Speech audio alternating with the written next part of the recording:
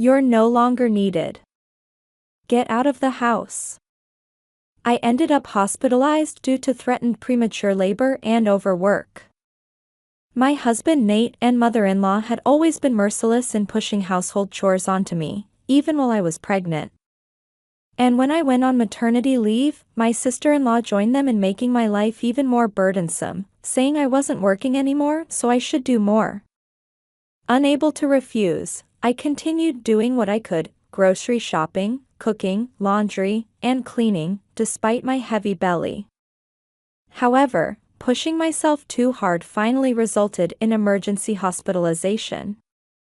They didn't even come to visit me in the hospital, but as my discharge date approached, suddenly all three of them appeared.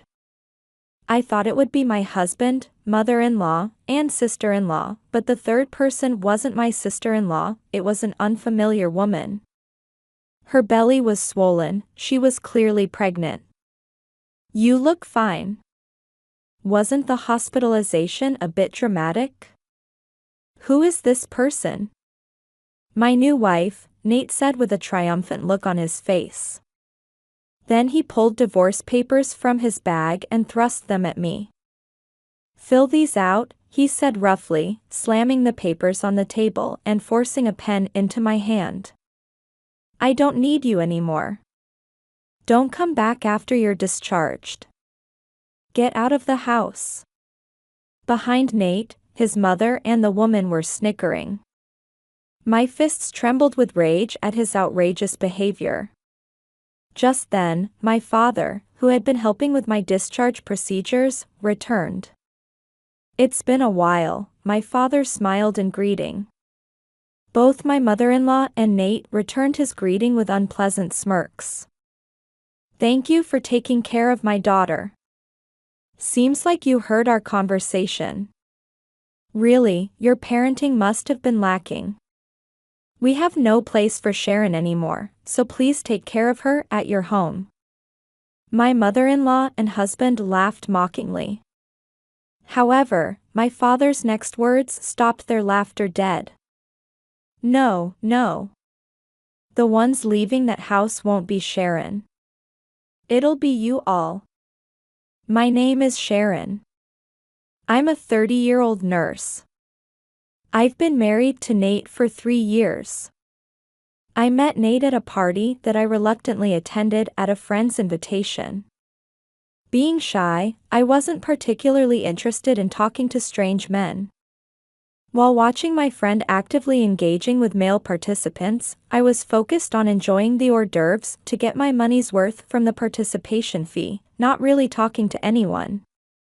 That's when I made eye contact with a man who seemed equally uncomfortable helping himself to the hors d'oeuvres.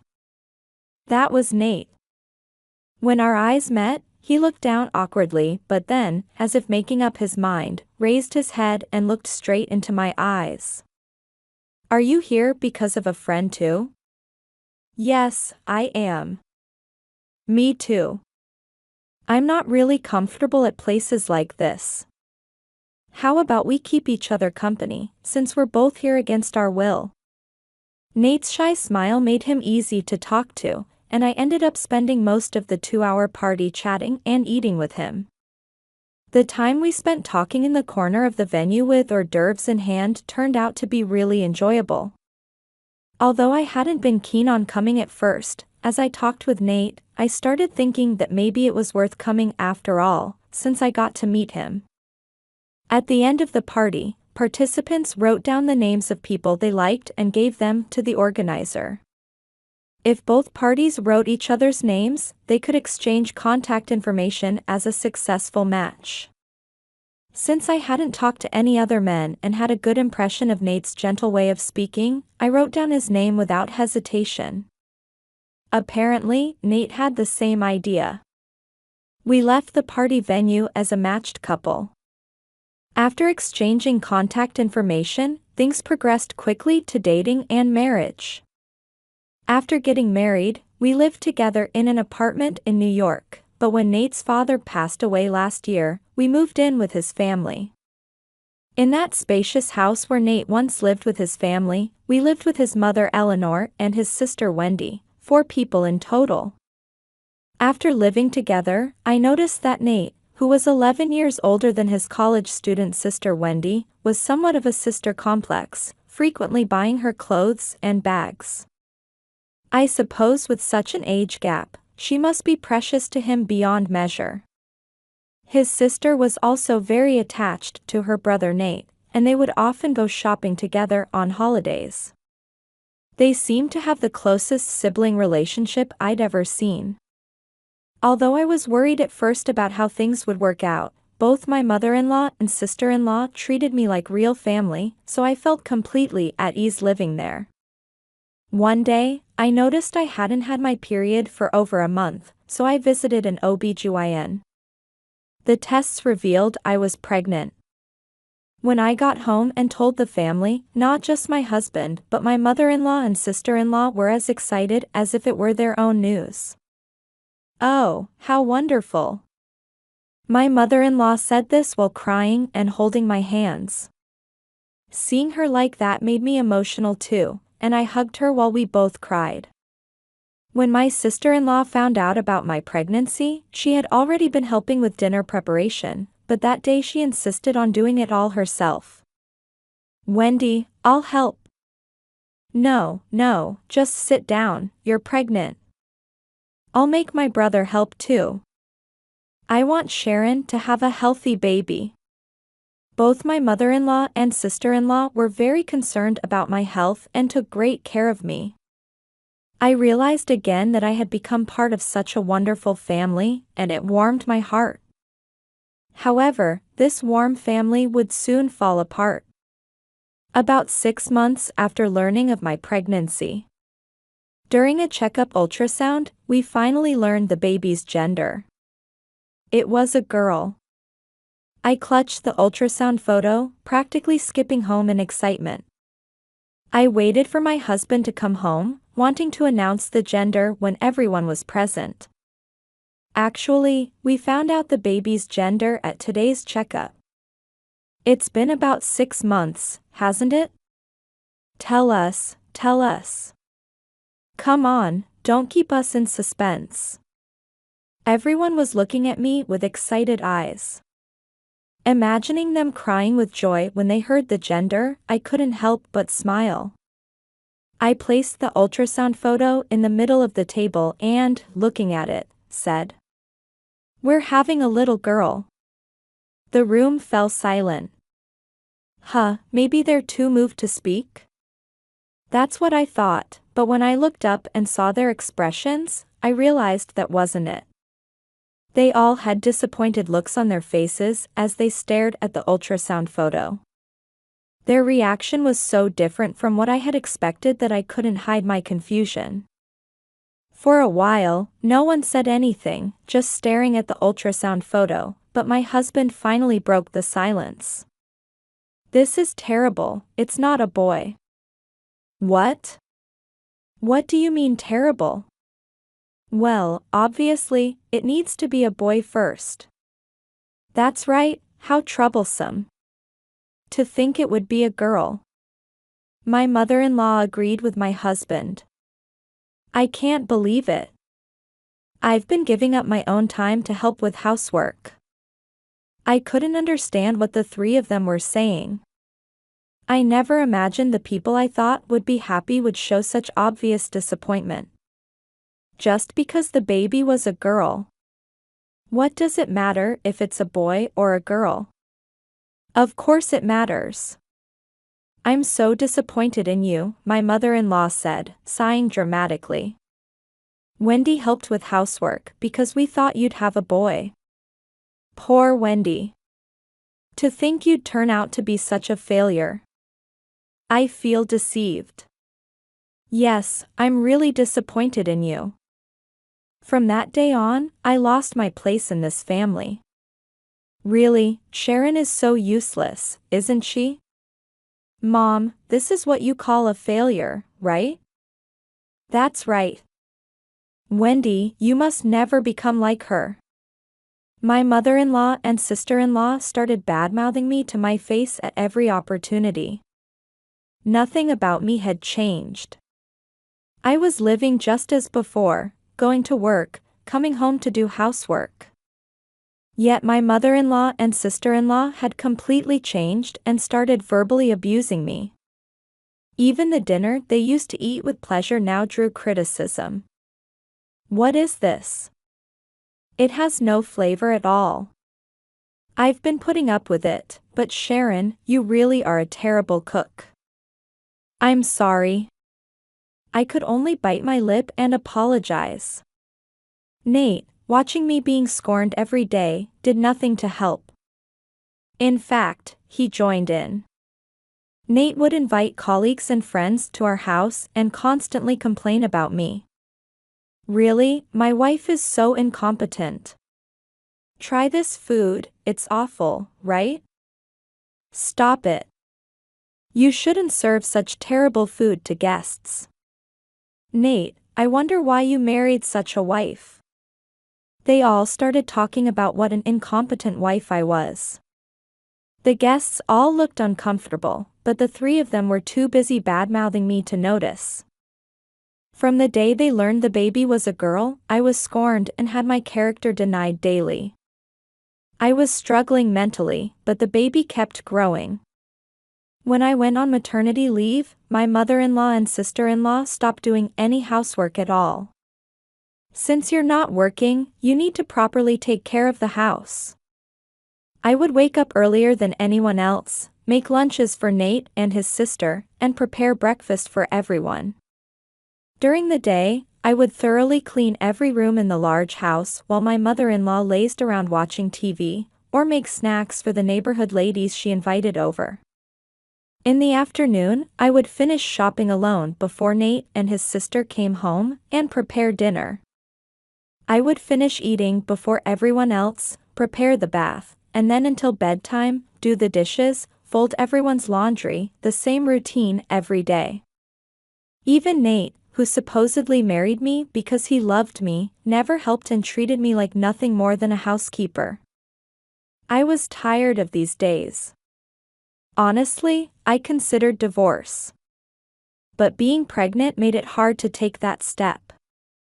I worried about making my child fatherless due to my circumstances, potentially giving them a difficult life from birth. Such anxieties crossed my mind. I just had to endure it myself. Eventually, I killed my emotions and just lived through each passing day. The day before my sister-in-law's birthday, she announced at dinner, "I want to invite my friends over for my birthday party." Of course, my mother-in-law and Nate agreed. Then my sister-in-law looked at me and said, "Sharon, you'll handle the preparations, right?" Me? I couldn't help but frown. Seeing this, my mother-in-law scolded me. "Don't you even want to celebrate your husband's sister?" "No, that's not what Wendy is busy with college." "You're not working, so you have free time, right?" "That's right. Just do it." They must not have noticed how big my belly had gotten. Even though the baby was clearly moving now. Surely, no one knew. On the day of the party, they all left me behind to go buy birthday presents for my sister-in-law. It was a party my sister-in-law had suddenly announced. Nothing was prepared, not the decorations, not the food, not the cake. Of course, my sister-in-law hadn't prepared anything either, just telling me what she needed. I had no choice but to go shopping. As I was preparing to go with my heavy body, I suddenly felt severe abdominal pain. The pain was so intense I couldn't stand, and I couldn't stop sweating. I immediately contacted my regular OBGYN, who told me to come in right away as it might be threatened premature labor, so I called a taxi. The severe pain showed no signs of subsiding, and I felt anxious. What if something was wrong with the baby? When I arrived at the clinic and was examined by the doctor, the baby was fine, but I was ordered to be hospitalized immediately. I knew I had to contact Nate about this. I tapped his name in my phone's call history. After several rings, a slightly irritated Nate answered. What is it? Have you finished the party preparations? Well, I had severe abdominal pain and came to the OBGYN, and they're making me stay for emergency hospitalization. What? So you haven't finished the preparations? Well, no, I couldn't under the circumstances. Don't mess around. You should have finished the preparations before going. We're already heading home with Wendy's friends. Nate scolded me for not finishing his sister's birthday party preparations. But I was at risk of premature labor and the baby was in danger. I had no choice. The party is more important than the baby right now. I couldn't believe my ears. I knew about Nate's excessive doting on his sister.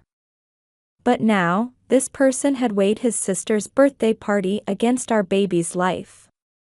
And he decided the birthday party was more important. I couldn't believe it. I'm done. Nate was still yelling something, but I hung up on him. The baby was mine and Nate's child, yet I couldn't stop crying at the unbelievable words Nate had spoken. In this family now, there was no one on my side, no one to help me. The only people I could rely on were my own parents. Hello, Dad? I called my father in tears. After that, I ended up hospitalized for 2 weeks due to threatened premature labor and overwork. The only visitors I had were my parents, and perhaps unsurprisingly, Nate and his family didn't come to see me for a while. My mother-in-law and Nate came when about 3 weeks had passed since my hospitalization, just as I was finally able to be discharged, though later than planned. I was speechless when they entered my hospital room. 3 people came into the room. My mother-in-law and Nate. And instead of his sister, there was an unfamiliar woman. The woman's belly was swollen, she was clearly pregnant. You look fine.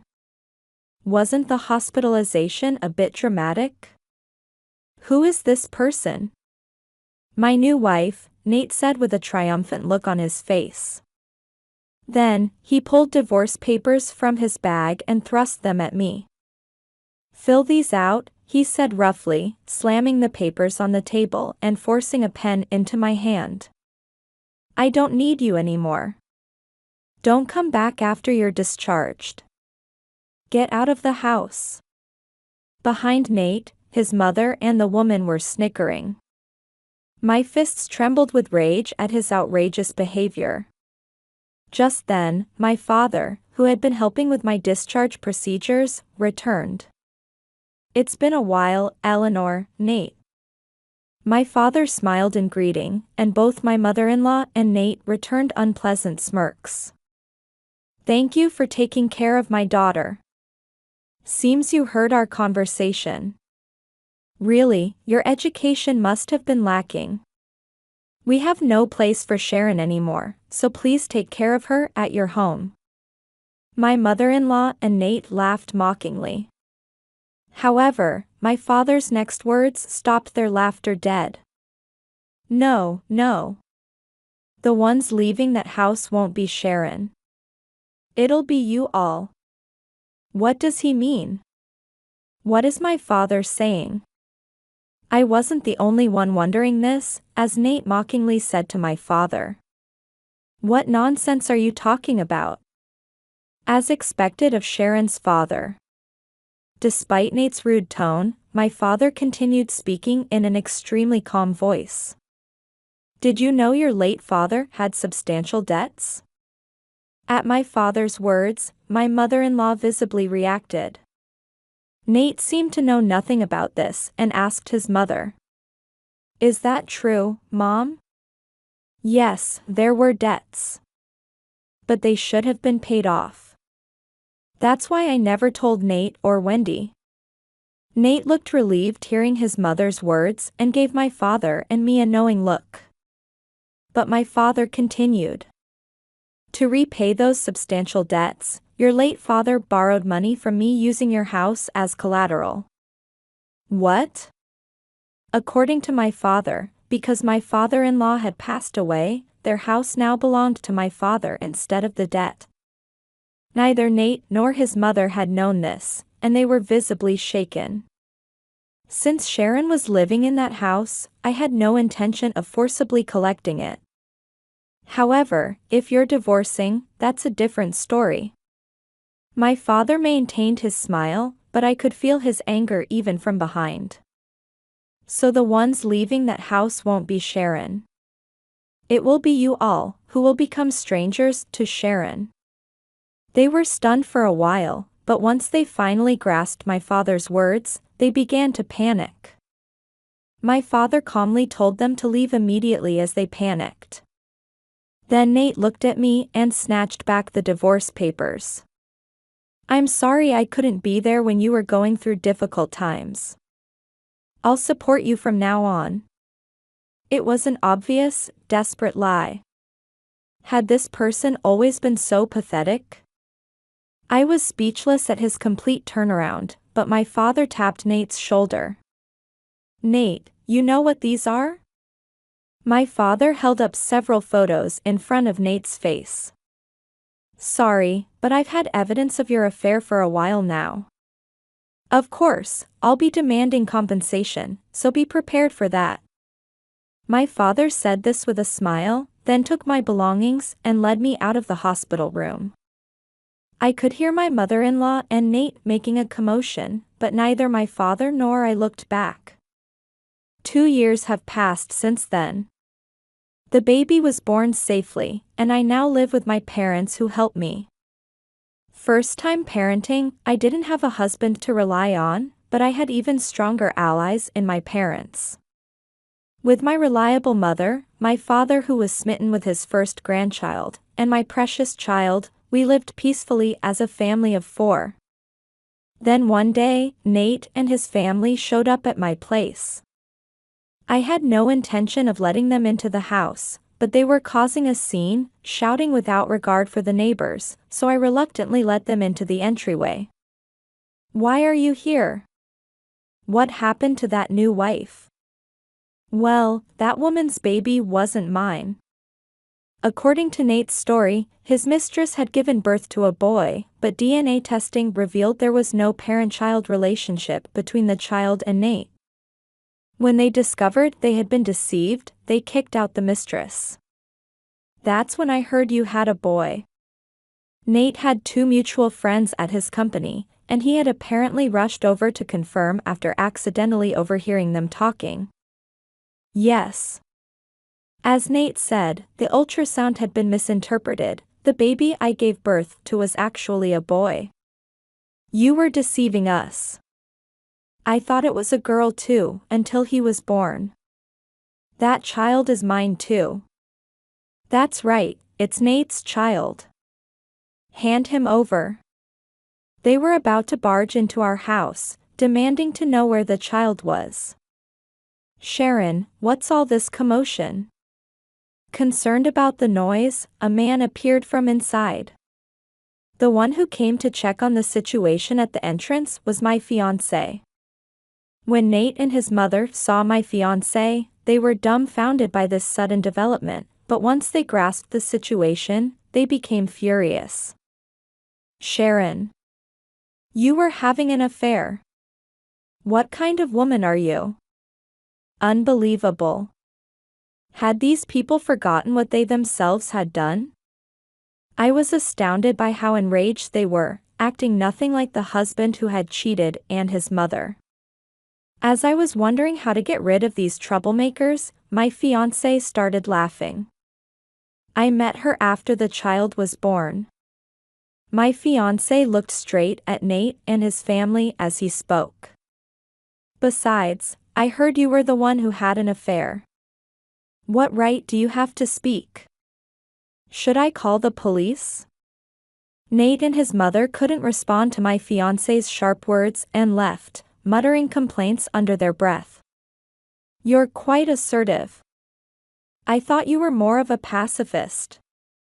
How could I forgive someone who treated you so terribly? Those words nearly made me cry. Besides, we wouldn't want to disturb the little one's nap time, right? Once again, I realized what a wonderful person I had met. 4 more years have passed. Mommy. Hurry up. Just a minute. Take it easy, Sharon. I've got him. Our son, still wearing his big backpack, runs ahead with excitement in his heart. My fiancé, who watches his back lovingly, became my husband when our son turned 3. Today is our son's first day of school. As I held back tears watching our son sitting quietly in his chair listening to the teacher, someone suddenly tapped my shoulder. When I turned around, it was Nate's former colleague. He was one of the people who had come to our house back then and heard endless complaints about me. I was speechless, but he said, "Could you spare some time after this?" I suspected it was about Nate. When I consulted my husband, he said it might be good to hear it out to put the past behind me completely. In the end, my husband took our son home, and I went to a nearby cafe with Nate's colleague. He told me what had happened to Nate afterward. After that, although his sister graduated from college, she hadn't taken job hunting seriously and ended up unemployed. As a result, both his mother and sister were financially dependent on Nate. Although they managed to get by at first, between supporting them and paying the settlement money, Nate's income alone eventually wasn't enough. The colleague hadn't heard directly from Nate, but apparently, he had taken on debt due to financial difficulties. Recently, Nate had been missing work without notice, and when staff went to check on him at home, they saw him being taken away by scary-looking men. Since then, no one knows where Nate is. Nate's colleague finished his iced coffee. I felt deeply grateful that I had divorced him back then. I might even need to thank Nate for bringing his mistress and preparing divorce papers. I'm home. Welcome back, Mommy. Welcome home, Sharon. Surrounded by my adorable son, gentle husband, and reliable parents, I'm savoring my happiness now.